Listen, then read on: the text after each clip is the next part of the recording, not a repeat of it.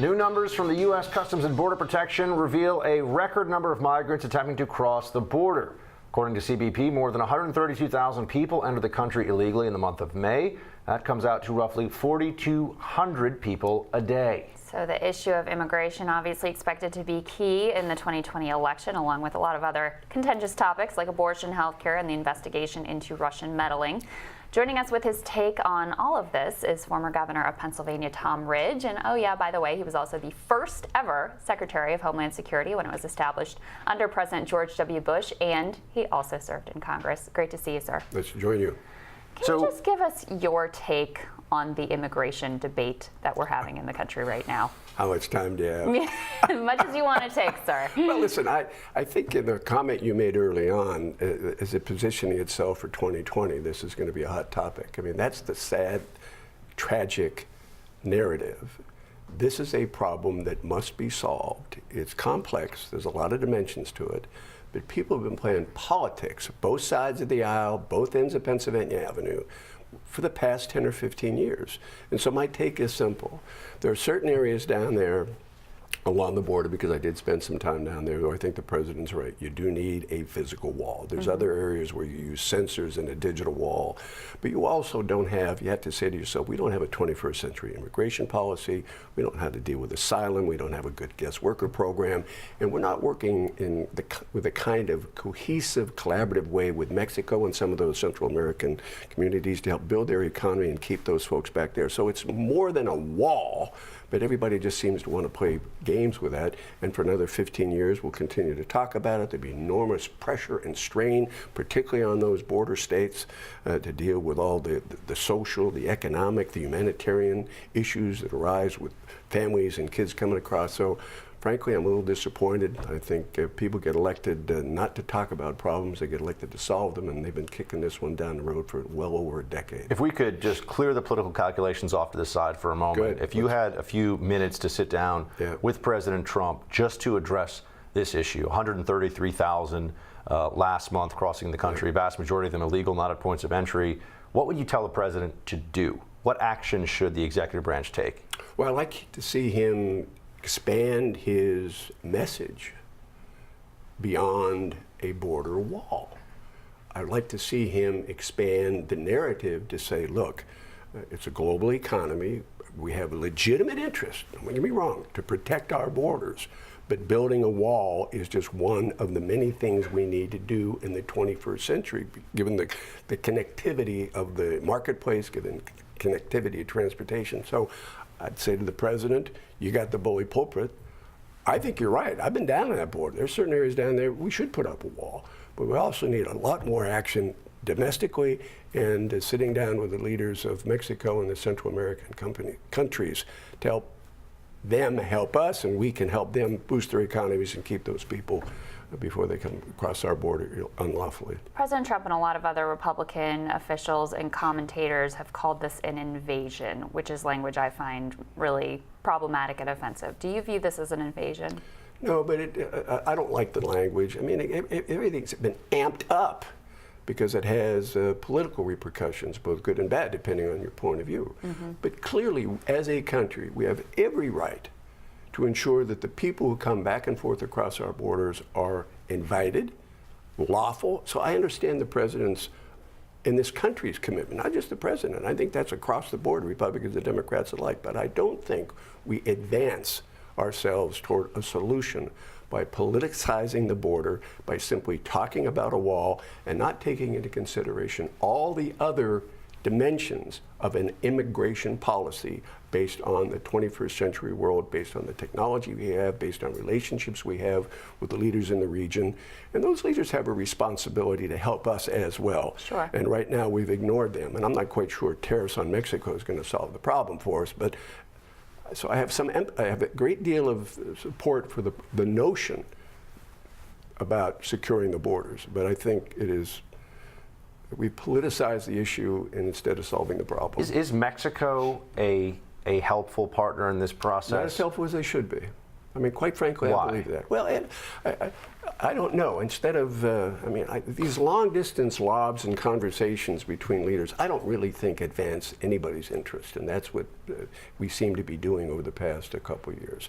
But clearly, they could be doing more, and their southern borders to help us. I mean, a lot of these immigrants, a lot of these individuals are coming up from Central American countries. And so sitting down with the Mexican leadership, their law enforcement, and then taking that and the ripple effect of those conversations down to those other countries, so we could try to address some of the social and economic challenges they have. Now, that's not going to be done overnight, but we have to accept that as a reality. We have to try to be doing something there. But clearly, we have not dealt with the Mexican leadership as effectively. And I don't think you can do it long distance. I don't think you can do it with threats. Some of these migrants are coming because the impacts of climate change have led to failed crops. How should we be thinking about the threat of climate change in terms of our national security?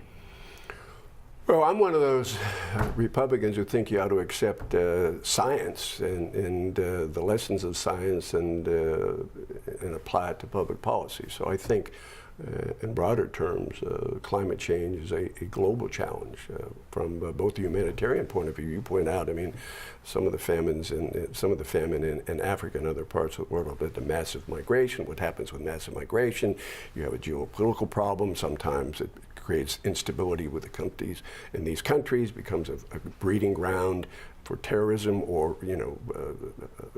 just problems in the region. And as a world leader, I think we have a responsibility. When you were at DHS, was that something that you looked at? No, there's a lot of people that are looking at climate change, but that wasn't a high priority for us. But I do think it has global implications. I regret that we pulled out of it, out of some of the international accords and other.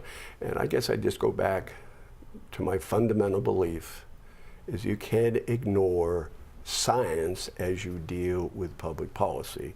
And for the deniers, I'm a different point of view. I guess the First Amendment says we can disagree, and I do, but I also think that we ought to listen more carefully to scientists who say that man-made activity is in part responsible, not me exclusively, but there's no way anyone will ever convince me that millions of tons of SOx, NOx, carbon dioxide into our atmosphere is benign. It's malevolent. It's created some problems, not exclusively, so let's deal with it and let's take the leadership. But we pulled out of it, and so I don't expect we're going to see anything done for the next few years. The rest of the world's trying to deal with it, but unfortunately we're not. What is the one threat to the homeland that now as a private citizen, but as somebody who was the first DHS director and obviously as a governor of a state also had to deal with these concerns in a very real day-to-day manner, what is the threat to the homeland that still keeps you up at night, or that you think perhaps the administration or maybe even future administrations are just unprepared for? Well, I'm going to give you a couple if you don't mind. I think the greatest threat to our own stability is the lack of civility within our political process, the demonization of those who disagree, and our inability to collectively solve problems. I think that is a short-term problem that could create even longer-term problems if we don't get our act together. Now, from my perspective as Secretary of Homeland Security, I think we're going to be dealing with the threat of global terrorism and these actors on a regular basis. I think that's just a condition of the world. I think underneath that, even more important, even of greater potential consequence than that, I think is the fact that we're engaged in cyber warfare. Not too many people are paying attention to it. We should. China, Russia, Iran. And then back to my more traditional concerns as Secretary of Homeland Security, well, you're always worried about that one-off terrorist. I do worry about the scourge of a bio-attack, particularly if Mother Nature throws it at us, but a lot of countries that are still dealing with bioweapons, and it might be easier to get those in the hands of terrorists than not, and we're totally unprepared. We're working with a bipartisan group and chairing it with Senator Lieberman to get us better prepared for that. And the other thing I think we have to worry about with is that the potential impact of the use of some enriched uranium and plutonium with a dirty bomb. But I worry about the inability of our country to start acting in unison together and respecting each other's opinion, and then everything falls from that. Do you think we're doing enough to protect our elections? It's tough for me to say. I think the fact that this administration and the Congress have started talking about it, I think it really comes down to, like everything else, it's execution at the local level. We live in what I call the digital forevermore, and we're so enraptured by it, and we should be, the excitement of having everything connected to the internet.